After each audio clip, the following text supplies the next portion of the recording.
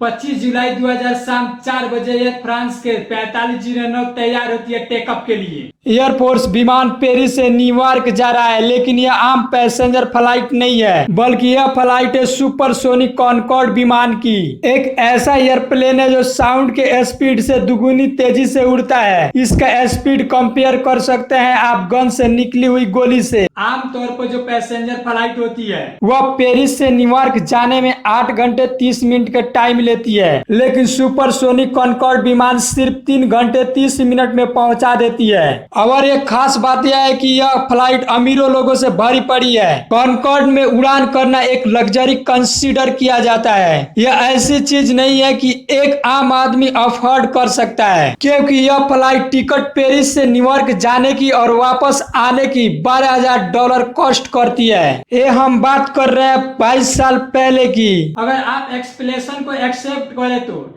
ये आज के $20,000 के बराबर है, यानी ये 15,000 से ज्यादा की फ्लाइट टिकट थी। 4:40 पर यह फ्लाइट टेकअप करने के लिए तैयार होती है। रनवे पर स्पीड अप करना शुरू करती है। जैसे ही रनवे पर तेज चलने लगता है, ये विमान एयरपोर्ट पर बैठे एयर ट्रैफिक कंट्रोलर अचानक से देखते हैं कि कुछ आग सी जलने लगती है। वह पायलट को इन्फॉर्म करते हैं, लेकिन यह पता चलता है कि ऑलरेडी प्लेन काफी तेजी से चलने लगता है। अब एक काफी लेट हो चुका है प्लेन को अबॉर्ट करने के लिए। यहाँ प्लेन को रोका नहीं जा सकता। पायलट वापस एयर ट्रैफिक कंट्रोलर को बताते हैं। कुछ समय प्लेन हवा में उड़ी चली जाती है और तेजी से यह आग आउट ऑफ कंट्रोल हो जाती है। प्लेन में बैठे पायलट प्लेन को लेबल करने की कोशिश करता है। कुछ इंजन स्विच ऑफ कर देते हैं। पता चलता है प्लेन में इतना स्पीड बची नहीं है। एयरपोर्ट के पास कुछ हाईवे पर लोग अपने गाड़ियों से प्लेन को देखते हैं। दृश्य बहुत चौंका देने वाली होती है और पायलट कुछ ही मिनटों में पूरी तरह कंट्रोल लूज कर जाते हैं प्लेन पे। और यह प्लेन 15 किलोमीटर पेरिस में एक होटल में जाकर क्रैश कर जाता है। क्रैश के बाद इस प्लेन में 100 के 100 पैसेंजर जो थे, 9 के 9 क्रू मेंबर थे, वे सब के सब मारे जाते हैं। यह प्लेन दुनिया को चौंका कर रख देता है। लोगों को यकीन नहीं होता है यह कैसे हो सकता है। यह सबसे प्रेटिजम एयरप्लेन है हमारा। दुनिया का सबसे top class airplane Concorde supersonic plane कैसे क्रैक कर सकता है। सुपरसोनिक कॉनकॉर्ड प्लेन के हिस्ट्री में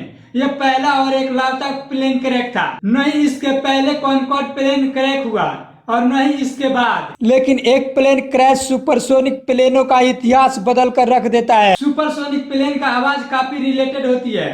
आवाज की गति पर साउंड ऑफ स्पीड होती है। सी लेवल पर जो 1236 किलोमीटर प्रति घंटा अप्रोक्स इसलिए कहते हैं। हवा के टेम्परेचर पर डिपेंड करती है। अगर हवा का टेम्परेचर कभी कम कभी ज्यादा होती है तो उसका स्पीड कभी कम कभी ज्यादा हो जाती है। अगर किसी विमान किसी स्पीड में उड़ रहा है तो उसका स्पीड 4 कैटेगरी में डिवाइड किया जा सकता है। Subsonic, transonic, supersonic, hypersonic. मोटे मोटे तौर पर स्पीड ऑफ साउंड में अगर कम है उसकी स्पीड तो सुपरसोनिक एयरप्लेन हुआ। अगर स्पीड ऑफ साउंड के आसपास है तो ट्रांससोनिक एयरप्लेन हुआ। स्पीड ऑफ साउंड से ज्यादा है तो सुपरसोनिक और 5 गुने से ज्यादा है तो हाइपरसोनिक हुआ। साउंड को रेफर किया जाता है माच नंबर के द्वारा। माच नंबर है बेसिकली रेडियो है एयरक्राफ्ट के स्पीड की और साउंड की स्पीड की। आमतौर पर हम हवाई जहाजों में आजकल उड़ते हैं जो पैसेंजर एयरक्राफ्ट है, उसकी स्पीड 900 किलोमीटर प्रति घंटा के आसपास होती है, तो सब सोनिक कैटेगरी में आएंगे। कॉनकॉर्ड विमान था इसलिए कहते हैं क्योंकि इसके बाद एग्जिस्ट नहीं करता है। क्या नहीं करता उसका चर्चा हम आगे करेंगे। उसका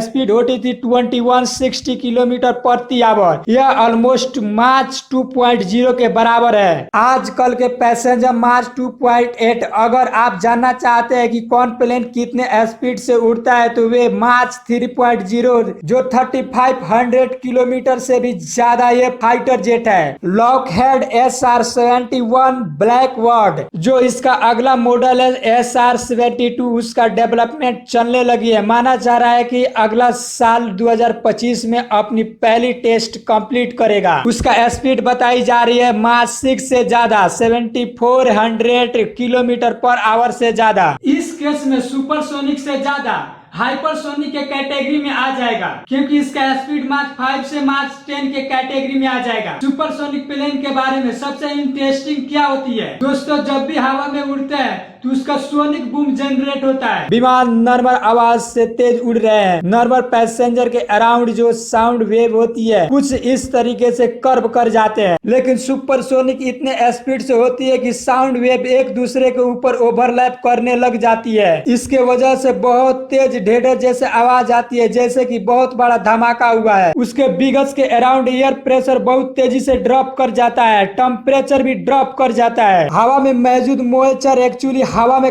कन्वर्ट हो जाता है। ऐसा अक्सर होता है कि क्लाउड वेपर जब देखने को मिलता है जब एक एयरप्लेन साउंड बैरियर को तोड़ता है, लेकिन हमेशा जरूरी नहीं कि तभी देखने को मिलता है। सुपरसोनिक फ्लाइट की बहुत बड़ी इंटरेस्टिंग हिस्ट्री रही है। ये सब सुनकर आपको लगेगा कि बहुत बड़ा हिस्ट्री आई है, लेकिन इंसानों ने 1947 में सुपरसोनिक प्लेन को ब्रेक कर दिया। 40 अक्टूबर 1947 में मैनेजर चार्ल्स एयरफोर्स के पहले पायलट थे जिन्होंने उड़ाया सुपरसोनिक स्पीड पर। इस चीज को करी थी इन्होंने अमेरिका में मोहावर डेजर्ट के ऊपर। इसके तुरंत बाद बड़े बड़े बिजनेसमैन कमर्शियल एरियंट कंपनी को इंटरेस्ट आने लगी सुपरसोनिक प्लेन में। इन्होंने पूछा कि सिर्फ मिलिट्री बेस्ड सुपरसोनिक फ्लाइट करें, क्यों ना हम आम लोगों के लिए ऐसा बनाए कि सुपरसोनिक स्पीड पर उड़ सके। करीब 10 साल तक इस पर काफी काम हुआ।